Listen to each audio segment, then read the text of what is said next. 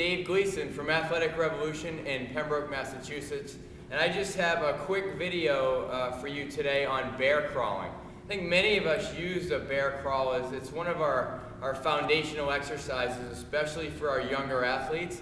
But I want to show you some variations today because I do get emails and calls on more games, and the way that we look at things here, especially for our 10 to 13-year-old age groups, is every activity we have can be made into a game at some point. At the very least, we make it into fun.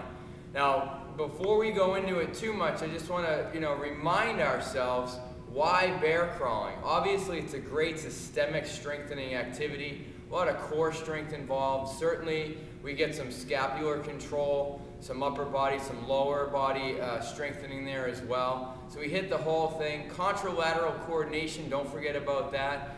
And for my money, especially with the real young kids, 6 to 9-year-olds, I'm looking at this as a body awareness activity. So again, hopefully some of these variations are going to help you out moving forward.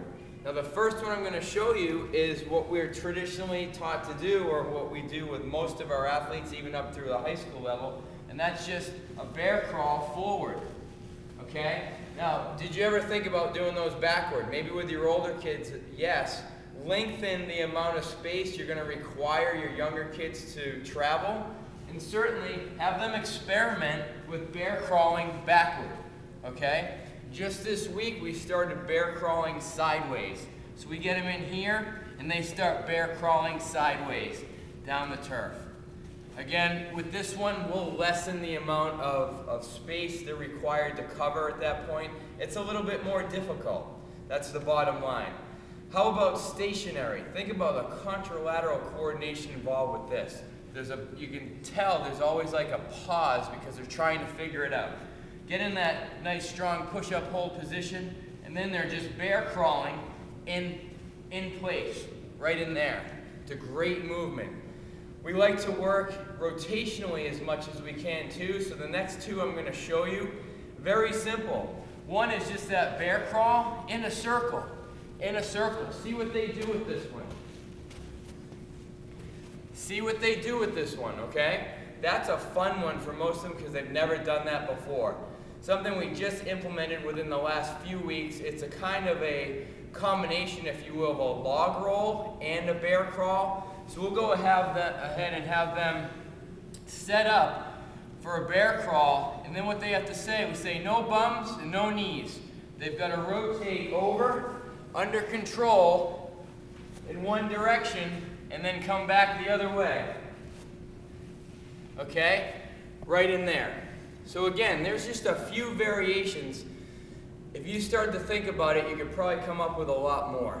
I just want to leave you with this one note, especially for your 6 to 9-year-olds. When you set them out with a new activity, if it does not look like you intended it to look like, or what you had pictured in your mind, remember to use outcome-based coaching. This is a body awareness and a discovery type of a movement or activity. You will be amazed if you give them the opportunity to practice these over time, how proficient and how well they'll be able to do these activities. Great way to start a class. You can put it in the middle.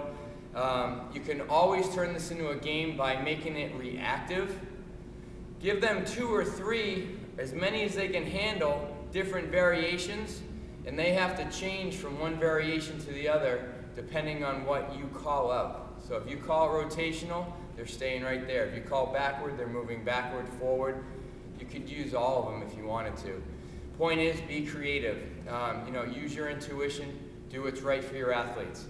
I hope this helps you out. It was certainly fun showing you these few variations of the bear crawl. We'll be back with more videos soon. Thanks so much for watching.